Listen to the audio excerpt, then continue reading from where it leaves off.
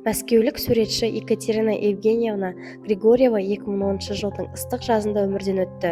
Қандай да бір ғажайыппен оның автопортрет «Қуыршақ кейпіндегі анам» атты туындысы Шығыс Қазақстан өнер музейінің қорына белгілі Балтық, Грузия, Ресей және Әзербайжан суретшілерінің бірқатар туындыларымен бірге жинақталды. Музейдің алғашқы қызметкерлерінің бұл жәдігерлерді Мәскеудегі Учетич атындағы көркем өндірістік бірлестіктен қалай және не үшін алғанын біз енді біле алмаймыз. Туындының өзінде, оның авторында оларды стиль бойынша жіктеуге, кез келген шығармашылық бағытқа жатқызуға болмайтындығымен ерекшеленеді. Ондай стиль бойынша жіктеулер өткен ғасырдың 60-60 жылдары Мәскеуде көп болған.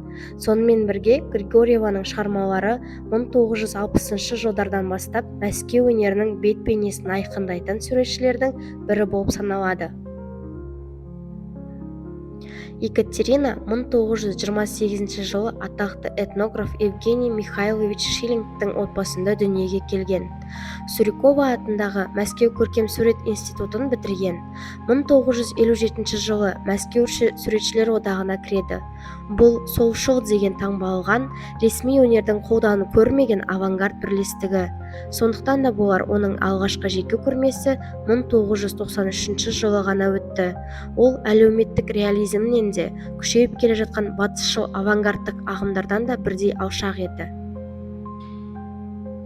Григорьеваның тақырыптарына көше көріністері, базарлар, кондитерлік дүкендер және натюрморттар жатады. Ол оларға ерекше әлеуметтік маңызды және сонымен бірге өткір лирикалық мағыналарды сала алады. Біздің жинағымыздағы сурет 1989 жылы салынған. Осы уақытқа дейін суретші көптеген ұқсас жұмыстарды жасады. Оның айтуынша, туындыларында кіші, әлсіз және әдемі әлем құрылған. Екатерина Евгеньевна көрерменімен әрқашан түсіндірілмейтін, тіпті жұмбақ формалар арқылы байланысады. Ол дүние қорлық үшін сөгістерден қорықпайды, ал оның қуыршақтары, вазалар мен раушан гүлдері осы санаттан. Бір қарағанда, суретші провинциялық өмір салтын, әртүрлі сезімдерді және тыныш әйелдер күйзелісін дәріптейді. Бірақ кәдесыйларды қолмен жауып тұрған қыздың көзіндегі шынайы қорқынышты қараңыз, және ең алдымен резеңке етік киген қуыршақ анасына мән беріңіз. Өткен өмір нысандарында 30-40 жылдардағы қуғын-сүргін дәуіріндегі отбасылық бақыттың жойылған әлемі пайда болады.